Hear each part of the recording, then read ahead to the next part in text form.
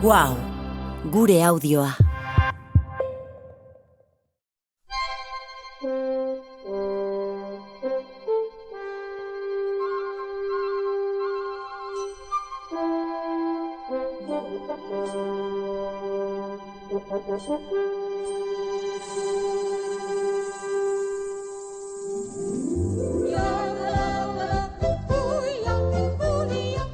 Mira que en este viaje al recuerdo que hacemos en este programa de vez en cuando en Bostekoa, pues Heidi ha sonado muy, pero que muchísimo, recordando, bueno, pues aquellos dibujos animados de nuestra niñez, aunque hoy vamos a recordar otros, porque tenemos un libro entre manos titulado Gnomos, Naranjitos y Mosqueperros, la vuelta al mundo en dibujos animados, que no solo es un viaje inolvidable para todos nosotros, es un viaje por la compañía española de animación más importante de Europa, BRB Internacional, y bueno, pues un recorrido por muy buenos momentos.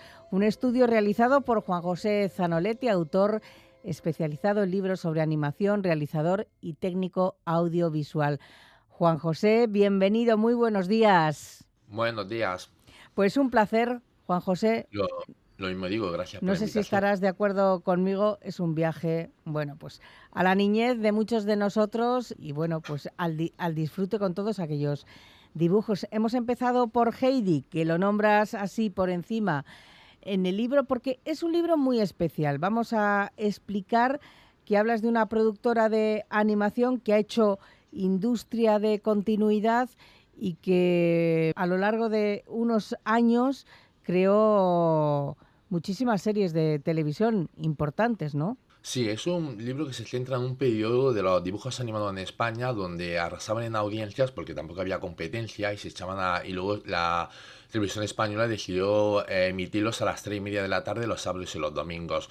Lo que poca gente sabe es que la mayoría de esas series que estuvieron emitiéndose a lo largo de 10 años aproximadamente eran españolas, ¿no? Entonces yo un poco hice el libro pensando, oye, pues reivindicar esas series que la gente pensaban que eran japonesas o de otros países y que se pudiera ver que había una industria, o al menos había, no una industria, pero sí había un estudio de animaciones que era muy fuerte a nivel nacional y a nivel internacional. Lo divides el libro en 4 partes. Empezaría por el principio, por aquella serie de 1980, que fue Rui el Pequeño Cid, que nos marcó a muchos. Y vamos a recordar primeramente con música.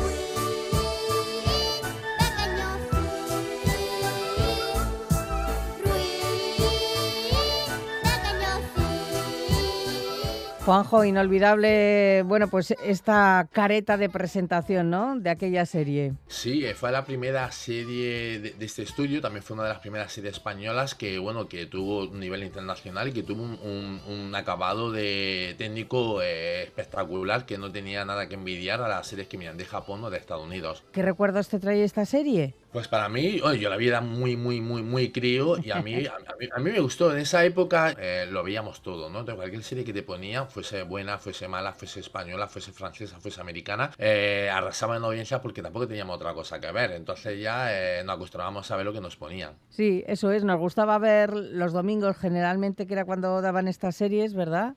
Después de comer, y era ese momento, ¿no?, en el que... Sí, había sábados a las 3:30, domingos a las 3:30 y domingos sobre las 6:30. Sí, te dan los 3 momentos en los que no había otras opciones, ¿no? También días laborales solían poner series, de a lo mejor más o menos conocidas, pero esos 3 momentos de fines de semana reunía a toda la familia, porque un éxito de esta serie fue que la veían los niños junto a los padres, ¿no? Entonces las audiencias eran brutales y todo el mundo llegaba a conocer la serie, aunque fuesen personas adultas. Bueno, se emitió desde el 5 de octubre del año 80 al 29 de marzo del 81, ¿eh? Sí, fue la primera. Lo que me preguntaba es cómo en un país sin tejido industrial en el sector de la animación podía hacer una serie tan bien acabada, ¿no? Y lo que hizo el estudio fue aplicar un modelo de producción que en España no se había producido anteriormente, que era hacer la animación fuera, porque aquí no había lo suficientemente animadores para poder trabajarla aquí, y hacer toda la preproducción en España, ¿no? Y llegar a hacer coproducciones con otras televisiones o con otros países, y de ese modo poder sacar dinero de sitios distintos, ya que esa serie, si se hubiese hecho solamente en España y emitida para España, hubiese sido muy difícil amortizarla. Para amortizar un producto tan complejo era necesario tener éxito en diferentes países, y este estudio logró ese modelo de producción que ya lo habían hecho otros países como Alemania o con otras series. Y debido a que este estudio, antes de ser productora, había sido distribuidor y había traído, por ejemplo, Heidi, que por eso hemos hablado de Heidi, había traído Heidi, Bunny Flap y Flappy y una serie de series japonesas, ya tenía un mínimo contacto con estudios japoneses y decidió probar que esos estudios japoneses se involucraran a hacer la animación que en España no se podía hacer. Uh-huh. Animación que también nos llevó al fútbol, ¿no? Porque en el momento del Mundial 82, con aquel naranjito, se hizo también una serie de televisión, recuerdo, ¿no? De ella Sí, hablas eso también. fue algo novedoso, ¿no? El decir, va a haber un mundial los próximos años, vamos a preparar una serie relacionada con el mundial y aprovechar esa sinergia, ¿no? Que luego después de esas series ya era habitual hacer series relacionadas con las Olimpiadas, con los mundiales, con cualquier evento deportivo. A mí me contaba el creador de la serie que cuando comenzó a hacer la serie se descubrió que luego para emitir las imágenes de los partidos de fútbol tenía que negociar uno a uno con todas las federaciones de fútbol que habían hecho en los mundiales antiguos a lo largo de la historia. Es decir, la serie te hablaba de la historia de los mundiales y preparándote al espectador para el mundial que se va en España. Y poner una imagen de un partido de un mundial del año 50, pues tenías que hablar con la federación de ese año y pedir los derechos. Cuando él al principio creía que hablando con la FIFA, pues ya tenía los derechos, ¿no? Y tuvo que ir pues viajando por toda Europa intentando conseguir los derechos de esos partidos de fútbol, haciendo que la serie se complicara más de lo que parecía. Pues menudo trabajo, Juan José. ¿Nos recuerdas en el libro que hacer dibujos animados es costoso, que lleva más tiempo que hacer algo a imagen real? Mira, a mí una de las series que me marcó es esta que suena así, ahora hablamos de ella.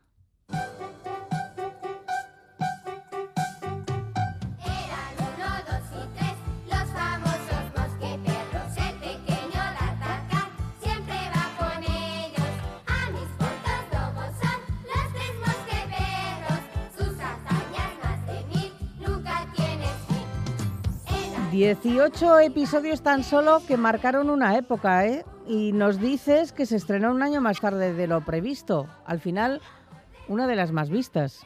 D'Artagnan y los tres mosqueperros.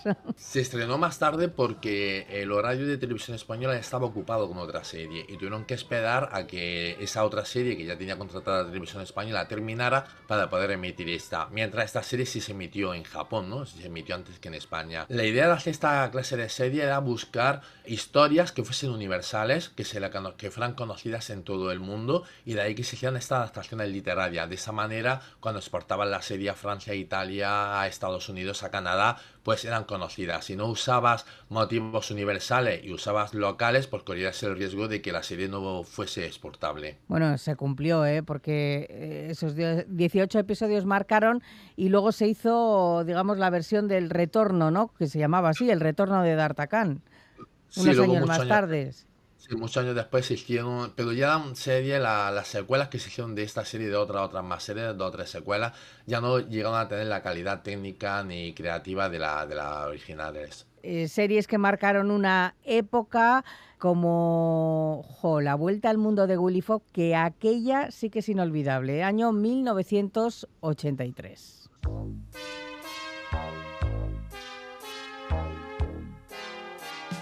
Dicen que la felicidad es difícil de encontrar, pero no es cierto. Qué divertido es ser feliz si te sientes entre amigos de verdad.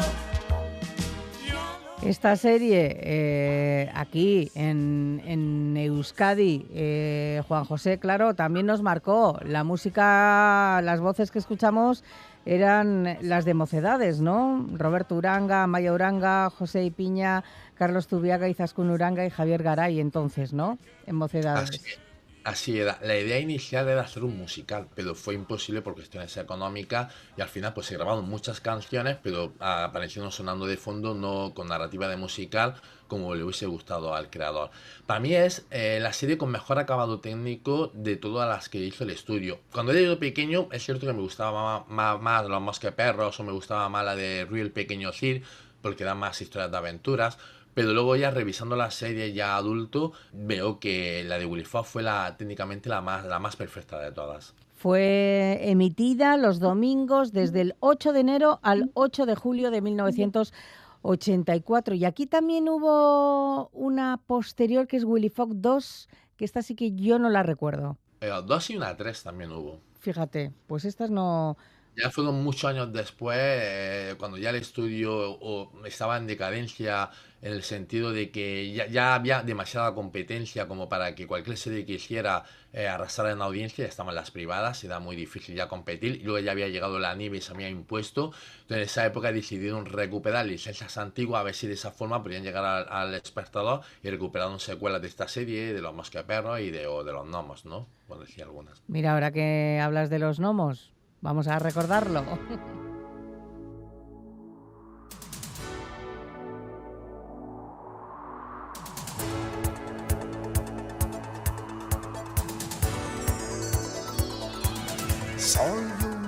Un capítulo entero que dedicas a los gnomos, Juan José. Sí, es la serie más importante del estudio porque fue la que tuvo más éxito a nivel internacional, ¿no? Convirtiéndose en un fenómeno social en muchos países. También en esta serie hubo un cambio de modelo de producción. Hasta la llegada de esta serie, toda la animación se animaba en Japón, y con esta serie ya se cambió de país porque en Japón había subido el yen y ya era inalcanzable para los presupuestos españoles y tuvieron que mandar a otros países, ¿no? Y a su vez se convirtió en la serie más internacional, más vista y la más recordada por todo el mundo. Pues sí, David, el gnomo en el año 85, ya La llamada de los gnomos en el 87 y El nuevo mundo de los gnomos ya en 1997. Claro, algunos vamos creciendo y esta final nos suena menos, ¿eh? Es normal, la gente de nuestra edad ya íbamos dejando de ver dibujos animados, nos poníamos a ver otras cosas, ya no seguíamos. Cuando llegó esa secuela a mí me pasó igual. Yo en esa época pues ya no veía esos dibujos animados, veía otras cosas y ya no tengo el mismo recuerdo que cuando eres pequeño y ves las otras series. Hay una de las series que fue película, cuando hablas en el capítulo de TV3 a 1992, que es Sandokan, que no sé si en dibujos o en película, pero bueno, la música la recordamos.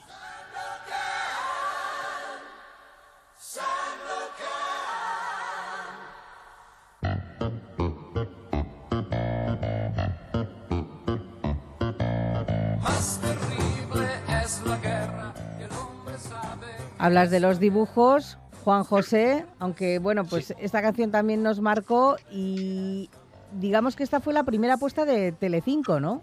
En dibujos. Sí. La canción de los hermanos de Angelis, ¿no? Que gracias a que hizo la banda sonora de Sandokan y otra más, no recuerdo ahora, que fue muy popular la música, y el estudio quiso contratar a los hermanos de Angelis para que hicieran la música de su serie, y ellos hicieron la música pues, de Rui, de todas las series que hemos estado hablando hasta ahora.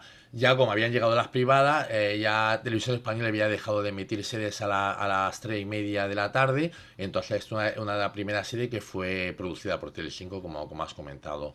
Y Telecinco utilizó la canción original, no la canción de la serie, para poder promocionar el producto. Crearon incluso un grupo musical. Mucho marketing, detrás de los dibujos animados, que no piense la gente. Es un modelo de negocio y en este caso muy exportable, ¿no? A muchos países como en Estados Unidos o Japón.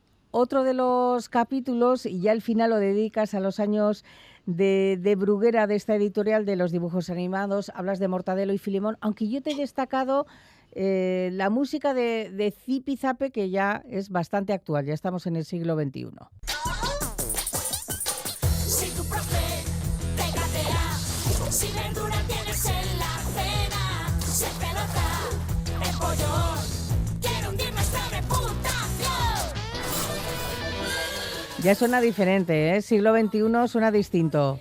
Y Phineas y Ferb fue una serie bastante interesante que no tuvo el éxito que debía haber tenido y que tal vez se debía de recordar mejor la serie, ¿no? Quizás si Al la contrario, vemos ahora de nuevo nos enganchamos, ¿eh? Porque posiblemente, no tiene tantos años. ¿no? Él es del 2002. Y es muy dinámica la serie, tiene un buen acabado y la podrías emitir ahora y nadie diría que tiene 20 o 25 años. Fíjate, bueno, pues se ha cuidado mucho la animación, ¿no? Depende del estudio, depende, con el paso de los años y con la llegada del 3D, pues cada vez los presupuestos eran más bajos, cada vez el interés del público ha sido menos, entonces te ves obligado a hacer series con peores presupuestos y los acabados suelen ser peores, ¿no? Y ahora, por ejemplo, 2025, 2024, ha vuelto un poco a tener otro auge la animación tradicional y vuelven a haber muchos productos de buena calidad, pero ya en esa época que llegó el 3D al principio del siglo del XXI, pues no había mucho más tanto interés en ver series y entonces la calidad se notó un bajón de la calidad. Hablaremos de nuevo. Hoy hemos recordado estos gnomos, naranjitos y mosqueperros, la vuelta al mundo en dibujos animados.